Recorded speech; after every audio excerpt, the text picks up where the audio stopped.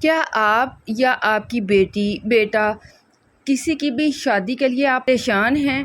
ہر جگہ رشتہ دیکھنے کے باوجود بات آگے نہیں بڑھتی، رشتے آ کر ٹوٹ جاتے ہیں یا بار بار انکار ہو جاتا ہے۔ یہ سب پریشانیاں اللہ کے حکم سے ہی ہیں اور اسی کے کلام میں ان کا حل بھی موجود ہے۔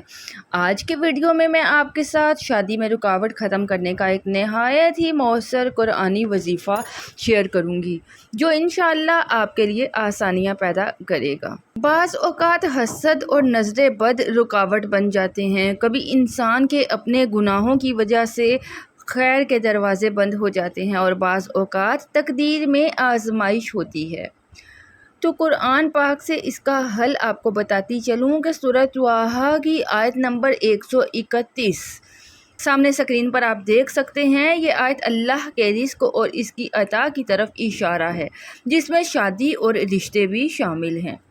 آپ نے باوضو حالت میں بیٹھ جانا ہے۔ روزانہ عشاء کی نماز کے بعد 41 مرتبہ سورۃ طٰہٰ کی اس آیت کو آپ نے پڑھنا ہے۔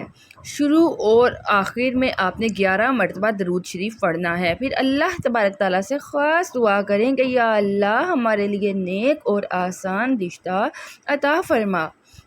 یہ وظیفہ آپ دل سے کریں اور صبر کے ساتھ کریں۔ انشاءاللہ چند ہی دنوں میں رشتوں میں آسانی پیدا ہو جائے گی۔ یاد رکھیں، دعا، صبر اور توکل سب سے بڑی کنجی ہے۔ اسی مزید ویڈیوز کے لیے چینل کو سبسکرائب کریں تاکہ مزید قرآنی وظائف آپ تک پہنچ سکیں۔ کمنٹ میں آمین یا لطیفو لکھیں تاکہ سب کو دعاؤں کا حصہ ملے۔